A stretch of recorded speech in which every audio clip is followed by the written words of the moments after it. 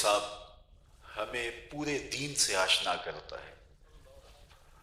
مختصر مگر جامعیت کے اعتبار سے اس قدر روشنی ہے کہ اگر ہم ان تین باتوں کو پلے باندھ لیں تو زندگی کا حقیقی نور پالے اور جینے کا کرینہ آ جائے۔ ارشاد فرمایا ادبوا اولادکم علی ثلاث خصال، اپنی اولاد کو تین چیزیں سکھاؤ۔ بطور مسلم والد اور بطور مسلم والدہ تمہاری ذمہ داری ہے کہ اپنی اولاد کے دل کی ایک ایک پرت پہ یہ تین چیزیں لکھ دو، ان کی طبع میں یہ راسخ ہو جائے۔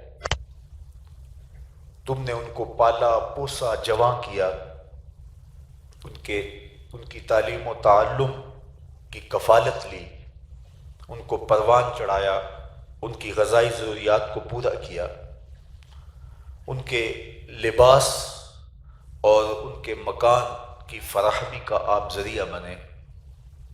لیکن اگر تم نے یہ تین چیزیں اپنی اولاد کو نہیں دی تو تم اپنی اولاد سے انصاف نہیں کیا۔ وہ تین چیزیں کون سی ہیں؟ سب سے پہلی چیز ارشاد فرمائی حب نبیکم، اپنے نبی کا پیار سکھاؤ، اپنے نبی کی محبت ان کے قلوب میں راسخ کر دو۔ وہ بولیں تو دم دم رسول رسول بولیں، وہ اٹھے تو حضور کا نام لے، وہ مریں تو حضور کے لیے، وہ جئیں تو حضور کے لیے۔ یہ بطور مسلم والد تمہاری ذمہ داری ہے کہ تم ان کے سینے میں حضور کے پیار کو راسخ کرنا ہے، یہ تمہاری ذمہ داری ہے۔ اور آج وہ ذمہ داریاں ہمارے اوپر اور زیادہ عائد ہوتی ہیں، اس لیے کہ آج کی جدید دنیا میں ہماری اولادیں وہاں سے وہ لے رہی ہوتی ہیں کہ ہمیں خبر تک بھی نہیں ہوتی۔ ایک زمانے میں جب رات کے اندھیرے گہرے ہوتے تھے تو سارے بچے دادی اماں کے بستر میں گھس جاتے تھے اور وہ کہانی کے رنگ کے اندر اپنی خاندانی روایات، اخلاقیات اور مذہب کو گھول کے پلاتی تھی۔ اب دادی اماں کا بستر اجڑ گیا ہے اور بچے ایک 3 انچ کی 2 انچ کی سکرین پر جو چاہے دیکھ رہے ہیں۔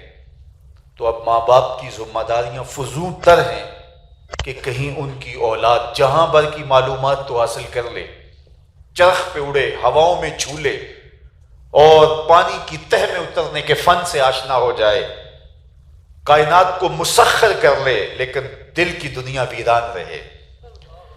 تو ماں باپ کی ذمہ داریاں ہیں کہ وہ یہ کام کریں گے۔ علماء نے اس پہ بہت کچھ لکھا۔ ڈاکٹر عبدہ یمانی نے علموا اولادکم محبت رسول اللہ صلی اللہ علیہ وسلم کے نام سے ایک کتاب تحریر کی، جس میں تقریباً 40 ایسے ذرائع بیان کیے ہیں جس سے آپ اپنی اولاد کو حضور کا پیار سکھا سکتے ہیں۔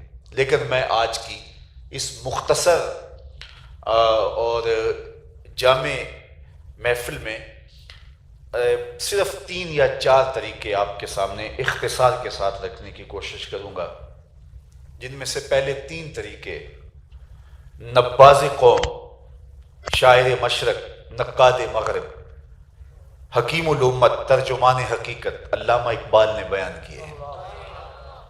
وہ اس امت کا حکیم اس لیے ہے کہ امت کے مرض کو بھی جانتا ہے، اس کے علاج کو بھی جانتا ہے، اور اس نے اس امت کا مرض دریافت کیا۔ عہد ما ماراز ما بیگانہ کر، از جمال مصطفیٰ بیگانہ کر۔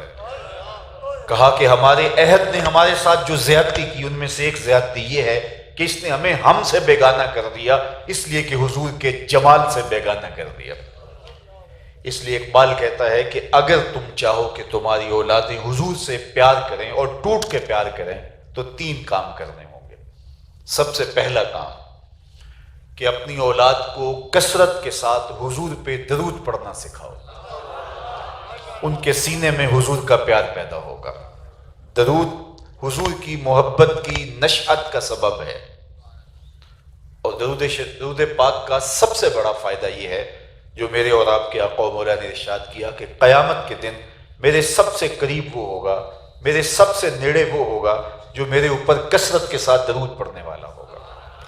یہ حضور کی قربت کا ضامن ہے، اس لیے اپنی اولادوں کو حضور علیہ السلام پر درود پڑھنے کی عادت ڈالو۔ اور میں آپ کو یہ بھی بتاؤں کہ اگر آپ چاہیں کہ ہماری اولادیں تقدس مآب رہیں، ان کی عصمت کے جوہر کی حفاظت ہو، ان کی پاک دامنی سلامت رہے، تو ان کو درود بچپن میں ہی عادت ڈال دو۔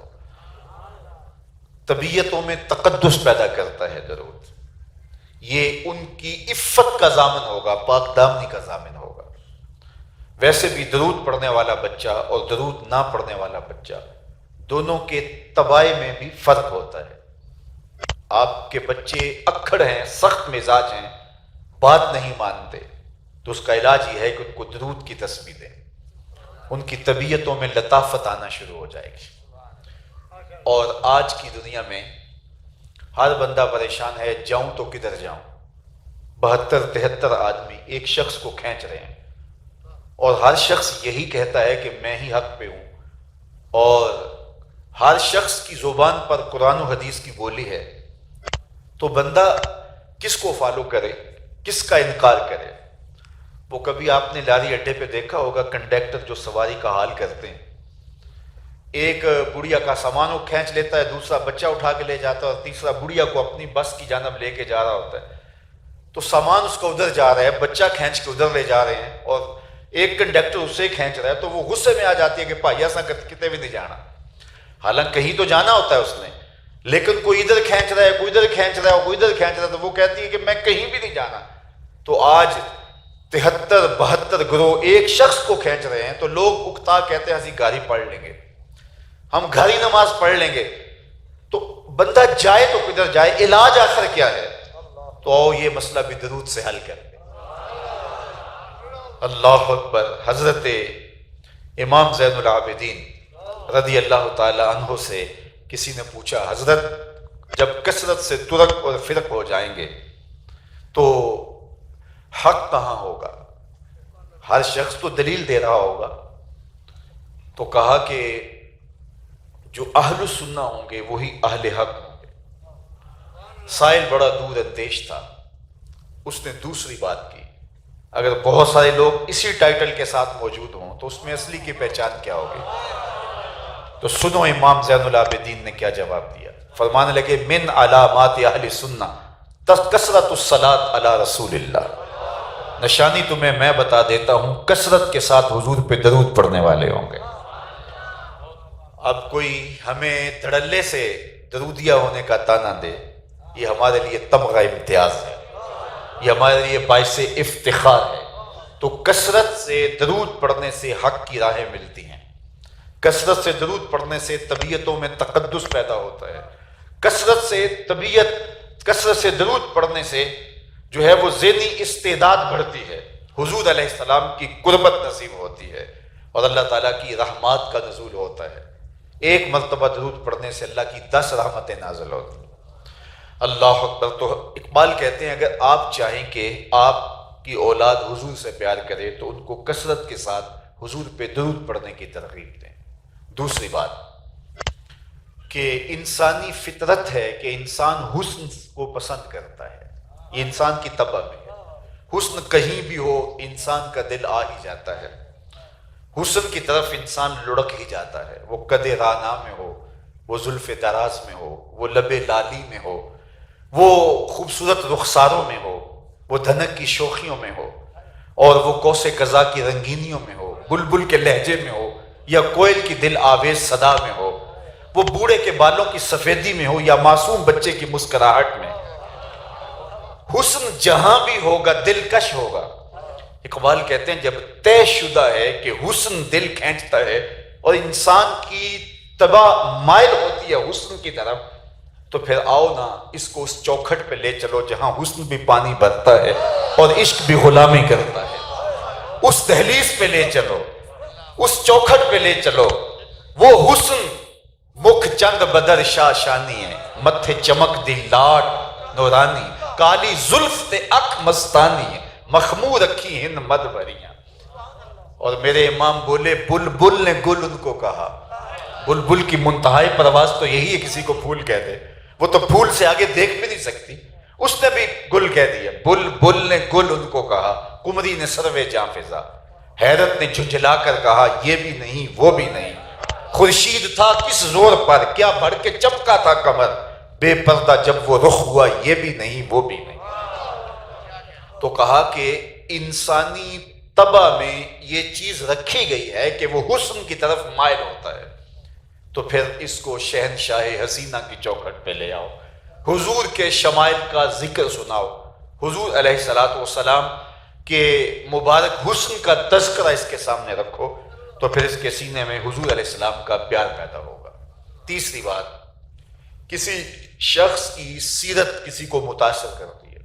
اور آج کی دنیا میں آج لوگ کہتے ہیں کریکٹر اور کردار کی بات کرو.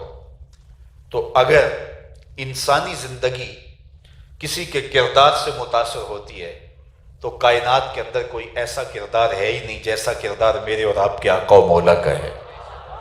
تو وہ کہتے ہیں کہ حضور کی سیرت کی کہانیاں اپنی اولاد کو سناؤ.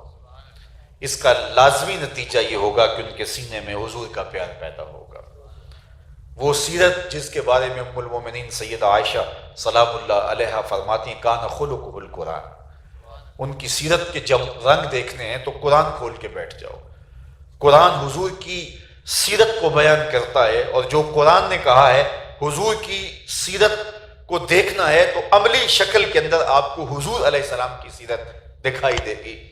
اس لیے اپنی اولاد کو حضور علیہ السلام کی سیرت سکھانی پڑے گی. کسی شخص کی محبت، کسی شخص کا پیار دل میں ڈالنے کے لیے اس کے فضائل و مناقب بیان کیے جاتے ہیں. یہ دنیا کا ضابطہ ہے. اس کی عظمتوں کے باب چھیڑے جاتے ہیں. میں کہتا ہوں کہ میں آپ سے کہتا ہوں کہ اگر کوئی شخص یہ کہے کہ حضور دیوار کے پیچھے بھی نہیں جانتے، میں چھوڑوں اس عنوان کو کہ اس کے دلائل کیا ہیں، لیکن کیا آپ کی اولاد کے سینے میں حضور کی طرف رغبت اور محبت پیدا ہوگی؟ کہ آج کی جدید دنیا میں ٹیکنالوجی کی جو فتوحات ہیں، کہ آج پہاڑ کی کوکھ میں چھپے ہوئے خزانے کو آج جدید شعاؤں کے ذریعے سے دیکھا جانا ممکن ہے، اور سمندر کی تہ تک اترنے کے فن سے دنیا آشنا ہو گئی ہے، اور نبی دیوار کے پیچھے بھی نہیں جانتا. تو میں نے کہا صاحب ہم اس نبی کی بات نہیں کرتے جو دیوار کے پیچھے نہیں جانتا. ہم تو اس نبی تو نبی رہا، نبی کا غلام عمر ہے اور جنگ نہامت میں ہو رہی ہے. راستے میں دیوار نہیں کئی پہاڑ کھڑے ہیں، اور یہ خطبہ دیتے ہوئے بولتے ہیں یا ساریہ الجبل، اے ساریہ پہاڑ کو نہیں چھوڑنا، یہ شان ہے خدمت گاروں کی، سرکار کا عالم کیا ہو. اگر یہ کہا جائے کہ نبی کسی چیز کا اختیار نہیں رکھتا تو مجھے بتائیے اولاد کے سینے میں کس طرح نبی کا پیار جاگے گا؟ میاں تم کس کی بات کرتے ہو جس کو اختیار نہیں ہے؟ وہ تو انگلی اٹھائے چاند کے ٹکڑے ہو جائیں، سورج پلٹ کے اثر کے وقت پہ آ جائے، اور سڑیاں کھجوراں اگا جان دائے، اور پتھرانوں کلمے پڑھا جان دا. قطرے کو سمندر ذرے کو ستارہ کرتے ہیں، کونین کو خم آ جاتا ہے جب زلف سوارا کرتے ہیں. ہم تو اس نبی کی بات کرتے ہیں. می وریا کستوریاں دا جدوں یار نچوڑیاں زلفاں. تم نے اس کی بات کی جس کے چاہنے سے کچھ نہیں ہوتا. ہم اس کے قصیدے پڑھتے ہیں. می وریا کستوریاں دا جدوں یار نچوڑیاں زلفاں، تے قبلہ او دے بنیا سائیں جدے یار نے موڑیاں زلفاں. وہ تو رخ پھیر دے خدا قبلے نہیں بدل دیتا. ہم تو اس کے قصیدے پڑھتے ہیں. تم نے کس کو دیکھا؟ اللہ اکبر. ہمارے بزرگ فرمایا کرتے تم نے حلیمہ کی بکریوں کے پیچھے پیچھے دیکھا ہے، سدرہ پر جبریل کے آگے آگے نہیں دیکھا. اور اقبال بولا تو نے یوسف کو کنویں میں دیکھا تو کیا دیکھا؟ ارے ناداں جو مطلق تھا مقید کر دیا تو نے.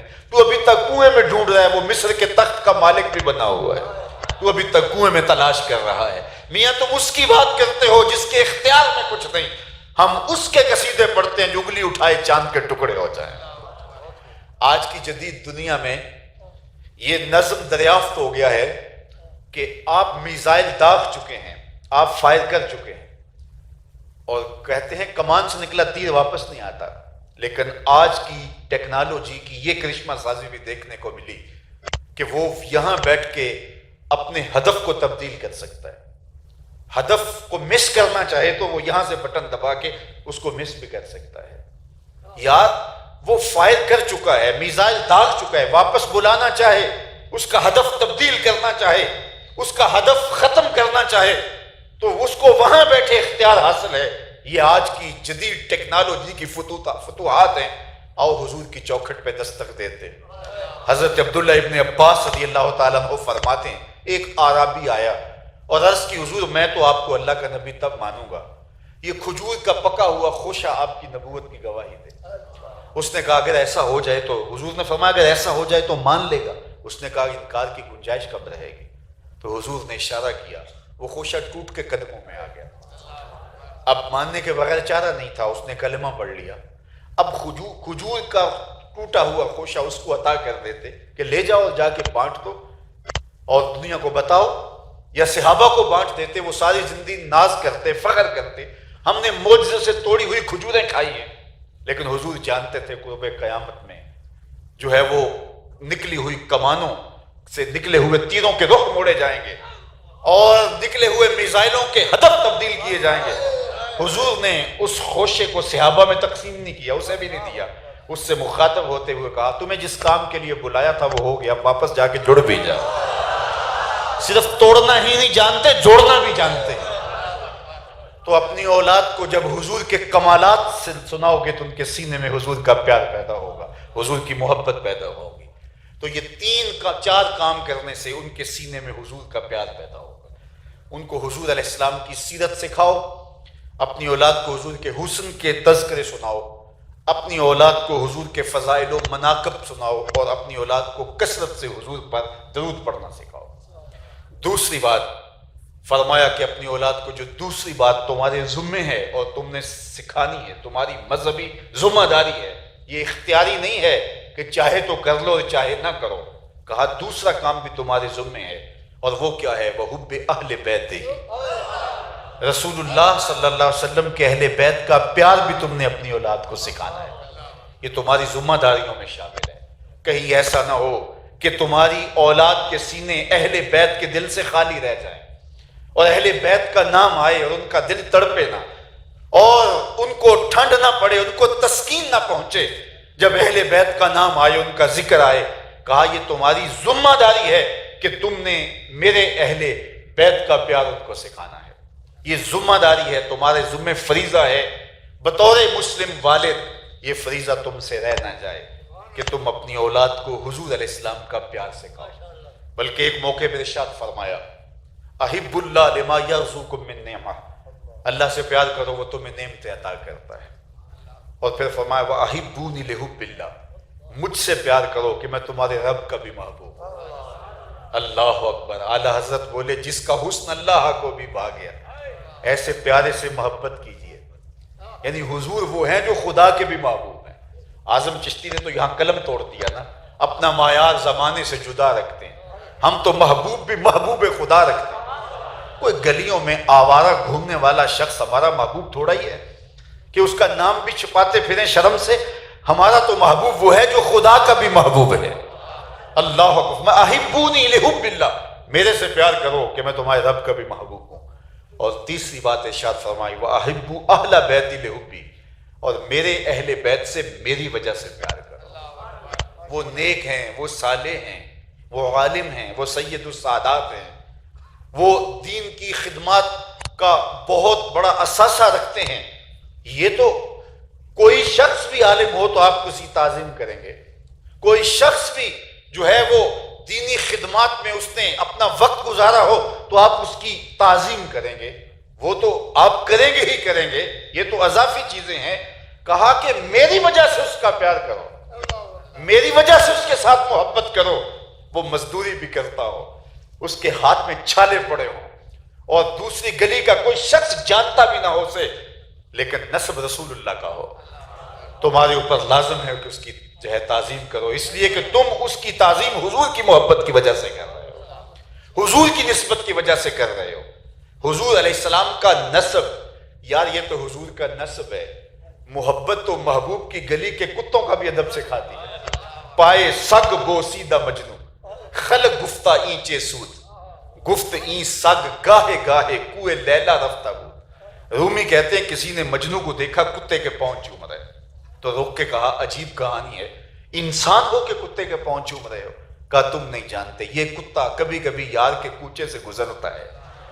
جو کتا یار کی گلی سے کبھی کبھی گزرے، گاہے گاہے، کبھی کبھی، روز نہیں، کبھی کبھی جو یار کے کوچے سے گزرے اور وہ ذات کا کتا بھی ہو تو اس کے پاؤں چومے جائیں، یہ محبت کا تقاضا ہے. اللہ اکبر. اور پھر جو اپنے محبوب کے کندھوں پہ کھیلتا اس حسین کی عظمت کا عالم کیا ہوگا اور ان کی شانوں کا عالم کیا ہوگا. ہمیں قرآن بتاتا ہے محبوب نہیں، محبوب کا صرف غلام ہی نہیں، محبوب کے غلام کے گھوڑے ہی نہیں، گھوڑے کے پاؤں سے لگی ہوئی کھریاں وہ کھریاں ہی نہیں، ان کھریوں سے ٹکراتے ہوئے پتھر وہ پتھر ہی نہیں، ان پتھروں سے نکلتے ہوئے شرارے. رب کہتا ہے میں خدا ہو کہ ان کی بھی قسم کرتا ہوں. والعادیات ضبحا فالموریات قدحا فالمغیرات صبحا. محبوب تیری ہی قسم نہیں ہے، تیری اداؤں کی قسم ہی نہیں ہے، تیرے غلاموں کے گھوڑوں کے پاؤں سے لگی ہوئی کھریوں کے ٹکرانے سے جو شرارے نکلتے ہیں مجھے وہ بھی اچھے لگتے ہیں. اور جب وہ ریتلی زمین میں دوڑتے ہیں اور ان پاؤں سے جو گرد اڑتی ہے، اس اڑتی ہوئی گرد کے جو ذرے ہیں، میں خدا ہو کہ ان ذروں سے پیار کرتا ہوں. اللہ اکبر. ان گھوڑوں کے سینوں سے جو آواز نکلتی ہے وہ آواز بھی مجھے پسند ہے، اس لیے کہ تیرے غلاموں کے گھوڑے ہیں. یار ذرا غور تو کیجئے، محبوب کے غلاموں کے گھوڑے، گھوڑوں کے پاؤں سے لگی ہوئی کھریوں سے ٹکرانے والے پتھر اور پتھروں سے نکلنے والے شرارے. رب کو تو وہ بھی محبوب ہوں، پھر نسب رسول کا عالم کیا ہوگا، پھر خاندان رسول کا عالم کیا ہوگا، پھر حضور کے جگر کا عالم کیا ہوگا، پھر جوانان جنت کے سرداروں کا عالم کیا ہوگا. اللہ اکبر. تو یہ نسبت ہے. فرمایا میرے اہل بیت کی محبت میری وجہ سے کرو، میری وجہ سے ان کے ساتھ محبت کرو، اور ان کی الفت اور ان کے احترام کا لحاظ رکھنا اس امت کے اوپر لازم اور فرض ہے. اعلیٰ حضرت عظیم البرکت سے کسی نے پوچھا کہ سید ہو، شاگرد ہو، اور کوئی ایسا ماجرا ہو تو کیا ہم اس کو سزا دے سکتے ہیں؟ سبق نہیں آیا ہے تو اعلیٰ حضرت نے کیا خوبصورت بات کہی. کہا سزا کی نیت نہ کریں، بلکہ یوں کہیں شہزادے کے کپڑوں پہ گرد لگ رہی ہے وہ جھاڑ رہا ہوں. یہ تعظیم ہے اس خاندان کی. تو کہا کہ ایک بات کہ تم نے رسول اللہ صلی اللہ علیہ وسلم کی محبت اپنی اولاد کو سکھانی ہے، اور دوسری بات اہل بیت رسول کی محبت تم اپنی اولاد کے سینوں میں راسخ کرنی ہے. تیسری بات وقراءۃ القرآن، اور ان کو قرآن مجید کا پڑھنا سکھانا ہے. یہ تمہارے ذمہ لازم ہے. اور آج کا دوسرا عنوان کہ آج وہ خوش نصیب طلبہ جن لوگوں نے کتاب رحمت کے حفظ کی سعادت پائی اور عالم دین بنے، آج ان کے سروں پہ عزتوں کی دستار سجائی گئی، ان کے وقار کی مسند پہ بٹھایا گیا. یہ وہ خوش نصیب لوگ ہیں جن کے سینے میں قرآن موجود ہے. اور یہ اعزاز پچھلی امتوں میں نبیوں کو حاصل تھا کہ وہ کتاب اللہ کے حافظ ہوتے تھے، باقی لوگ پوری کتاب کے حافظ نہیں ہوتے تھے. آصف بن برخیہ جو تخت بلقیس لاتا ہے، اس کے بارے میں کہا گیا کہ اس نے کہا وقال الذی عنده علم من الکتاب، ساری کتاب کا عالم وہ بھی نہیں تھا، کتاب کے کچھ حصے کا عالم تھا. اس امت کو یہ اعزاز ہے. ابن عساکر نے اپنی سند کے ساتھ یہ روایت ذکر کی ہے، جب الواح تورات کا نزول ہوا، حضرت موسیٰ علیہ السلام نے مطالعہ کیا تو اللہ کی بارگاہ میں 9 سوال کیے تھے. ان میں سے ایک سوال یہ تھا اللہم انی آجد فی الالواح امتا اناجیلہم فی صدورہم یقرؤونہا ظاہرا فاجعلہا امتی. اے اللہ میں نے الواح تورات میں ایک ایسی امت کا تذکرہ پڑھا ہے جن کی انجیلیں ان کے سینوں میں ہوں گی اور وہ بے دیکھے پڑھیں گے. فاجعلہا امتی، وہ امت میری امت بنا دے. قال تلک امت احمد، کہا یہ تو میرے پیارے احمد کی امت ہے. 7 سال کا بچہ ہے، پورا قرآن سینے میں موجود ہے. تو اپنی اولاد کو قرآن پڑھنا سکھاؤ، چونکہ یہ حافظ قرآن شفاعت کریں گے قیامت کے دن اپنے والدین کی. اور ان کے والدین کے سر پہ نور کا تاج رکھا جائے گا جس کی ضو شمس و قمر سے بھی زیادہ ہوگی. سورج اور چاند کو ایک کمرے میں بند کر دیا جائے اور جتنا چراغاں ہو، جتنی روشنی ہو، تو حفاظ کے والدین کے سروں پہ رکھے ہوئے تاج جو حافظ قرآن کی وجہ سے اعزاز و تکریم ملی ہے، تو اس کی ضو، روشنی اور ضیاء اتنی ہوگی کہ جو ہے ان کی روشنی جو ہے وہ مانگ پڑ جائے تو جو خود حافظ قرآن ہوگا اس کو جو اجالے اور روشنیاں دی جائیں گی، ضیائیں بخشی جائیں گی، اس کا عالم کیا ہوگا. تو اپنی اولاد کو دین سکھانا، اپنی اولاد کو قرآن مجید سکھانا، یہ میرے اور آپ کے اوپر لازم ہے اور میرے اور آپ کے اوپر ضروری ہے. ان مدارس دینیہ کا وجود اللہ کی رحمت ہے، اور میں سمجھتا ہوں کہ جن مشکل حالات کے اندر ان لوگوں نے ان چراغوں کو روشن رکھا، جبکہ لوگوں کا عمومی رجحان دوسری سمت ہوا اور مدارس دینیہ کی طرف نہ حکومتوں کا رجحان رہا اور نہ ہی مخیر حضرات کا وہ رجحان رہا. ایک زمانے میں لوگ جاگیریں مقرر کرتے تھے مدارس دینیہ کے لیے، لیکن اب سال کے بعد جو ہے وہ چند پیسے زکوٰۃ کے اور قربانی کی کھال دے کے ہم اپنے منصب سے عہدہ برا ہو جاتے ہیں کہ ہم نے اپنی ذمہ داری ادا کر لی. اور یہاں جس طرح سے بچوں کو تعلیم بھی دی جاتی ہے اور ان کی ضروریات کا خیال رکھا جاتا ہے، یہ کہیں اور نہیں رکھا جاتا. یہ دنیا کی سب سے بڑی NGOs ہیں. تو یہ لوگ اس کے باوجود بھی محنت کر کے مدرسین کی تنخواہیں پورا کرنا اور بچوں کی کفالت کرنا اور ان کی ضروریات کا خیال رکھنا اور تعمیرات کے مراحل کو لے کر کے آگے چلنا، یہ اتنا آسان کام نہیں ہے.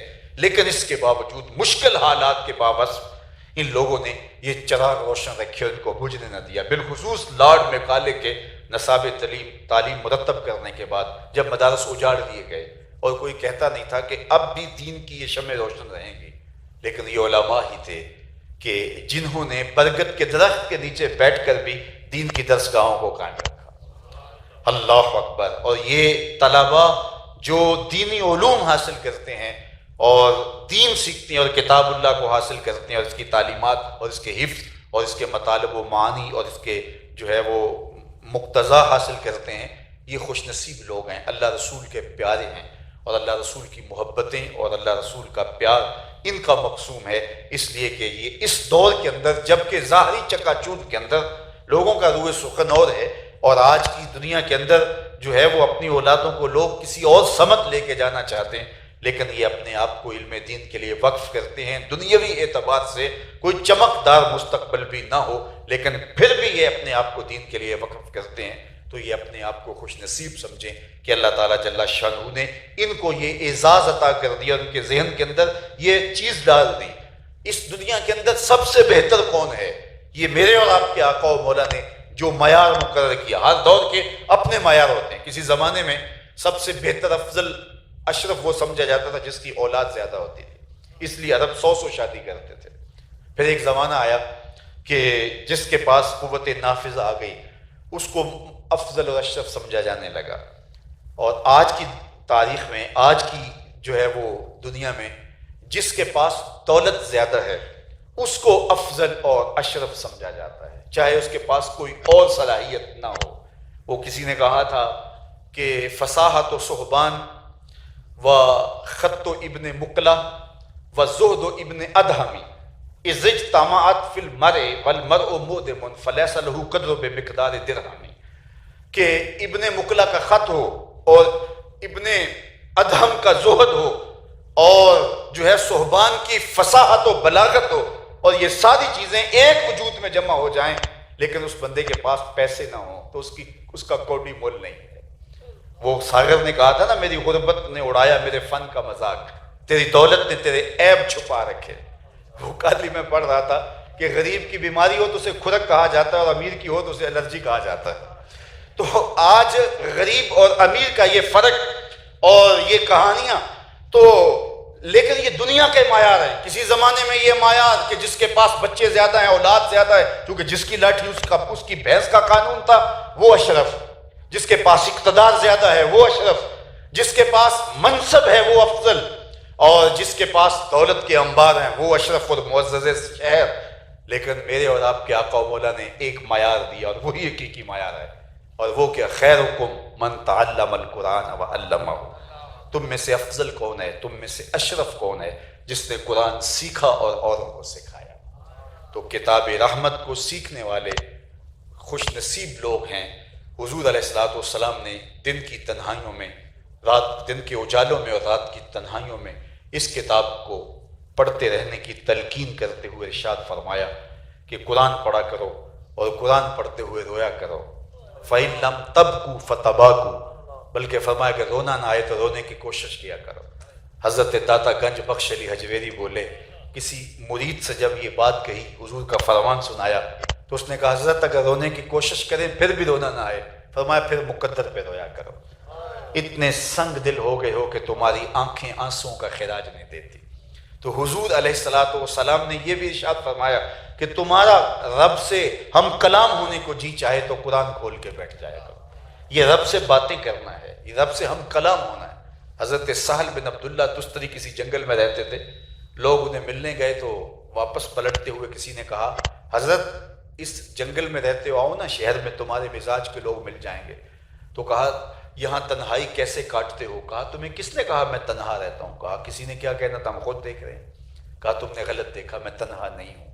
جب میرا اس سے باتیں کرنے کو جی چاہتا ہے تو میں نماز کے لیے کھڑا ہو جاتا ہوں، اور جب اس کی باتیں سننے کو جی چاہتا ہے تو قرآن کھول کے بیٹھ جاتا ہوں۔ کبھی اپنی سناتا ہوں، کبھی اس کی سنتا ہوں۔ تمہیں کس نے کہا ہے میں تنہا ہوں؟ میں تو دم دم اپنے رب کے ساتھ ہوں۔ تو اپنے رب سے ہم، بلکہ میں نے پہلی مرتبہ جب یہ روایت پڑھی تو عجیب کیفیت ہوئی کہ فرمایا کہ قرآن وہ اللہ کی لٹکتی ہوئی رسی ہے جس کا ایک سرا تمہارے ہاتھ میں ہے، دوسرا سرا تمہارے رب کے دست کرم میں ہے، اس کے دست قدرت میں ہے اس کا دوسرا سرا۔ تو یہ تصور نہال کر دیتا ہے، یہ وہ پاکیزہ کلام جو سچ پر مشتمل ہے اور ہدایت کا سرچشمہ ہے۔ اس کتاب کو پڑھنے اور اس کتاب کو یاد کرنے کی سعادت پاؤ، اور اپنی اولادوں کو بھی اس قرآن کی تعلیم دلواؤ، اور خود بھی اس قرآن کو پڑھو۔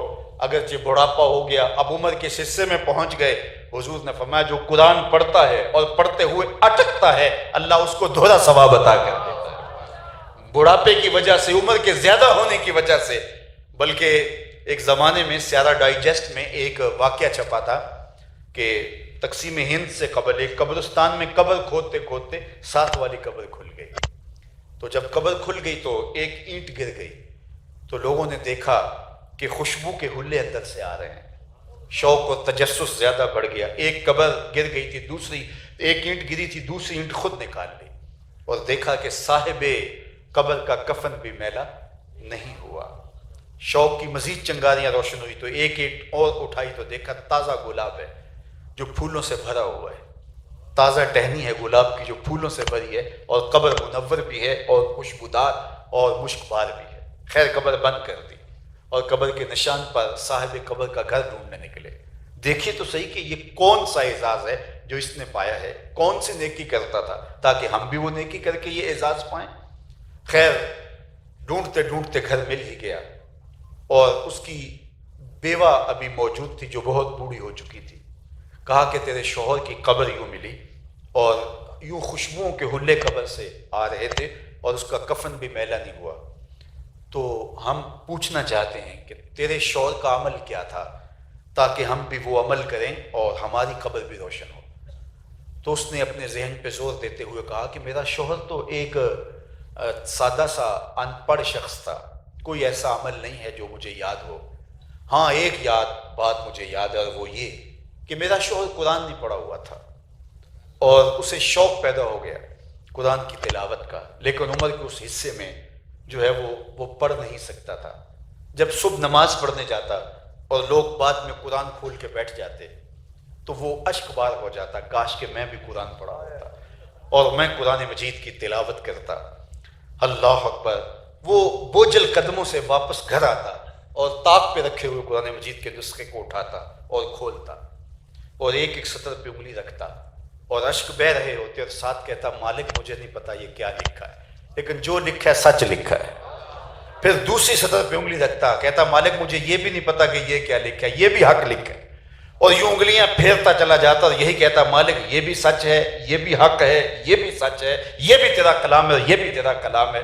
روزانہ 2-3 صفحات پہ روزانہ صبح وہ انگلی پھیرتا چلا جاتا اور یہ بھی کہتا مالک یہ بھی سچ، یہ بھی سچ، یہ بھی تیرا کلام اور یہ بھی حق۔ تو شاید اس کی قبر میں جو اجالے ہوئے ہیں کتاب اللہ کے ساتھ اس محبت کا نتیجہ ہے.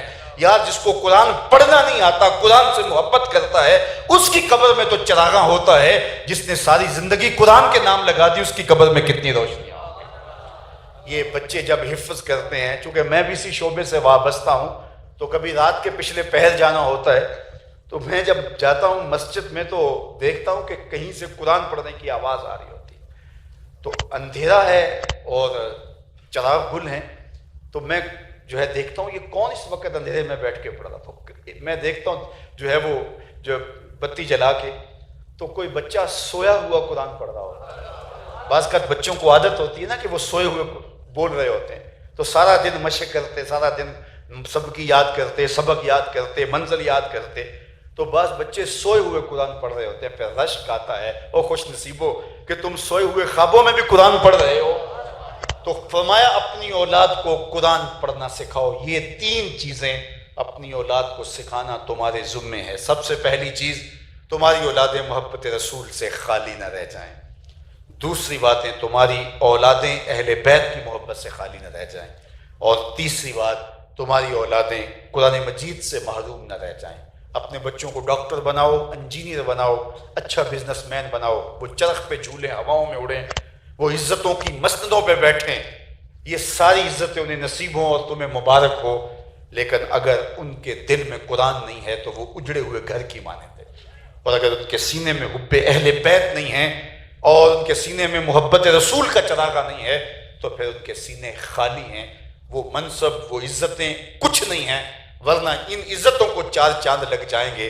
تو آئیے میں اور آپ اپنی اولادوں کو حضور علیہ السلام کے پیار اور حضور علیہ السلام کی محبت اور حضور علیہ السلام کی کرم نوازیوں اور حضور کی رحمتوں کے حصار میں لے کر کے آئیں. ساری زندگی حضور کے ہو کے رہیں, جئیں تو ان کے لیے, مریں تو ان کے لیے. اقبال کے سارے کلام کا رس نچوڑیں تو خلاصہ یہ نکلتا ہے کہ محمد سے وفا تو نے تو ہم تیرے ہیں. یہ جہاں چیز ہے کیا لوح و قلم تیرے. کہتے ان سے وفا کر لو, پھر لوح بھی تمہیں دے دیں گے, تختی بھی تمہیں دے دیں گے, قلم بھی تمہیں دے دیں گے. پھر تمہاری تقدیر کے فیصلے کہیں اور نہیں لکھے جائیں گے, بلکہ خدا بندے سے خود پوچھے گا بتا تیری رضا کیا ہے. لیکن شرط یہ ہے کہ وفا کا سلسلہ مستحکم اور مضبوط رہے.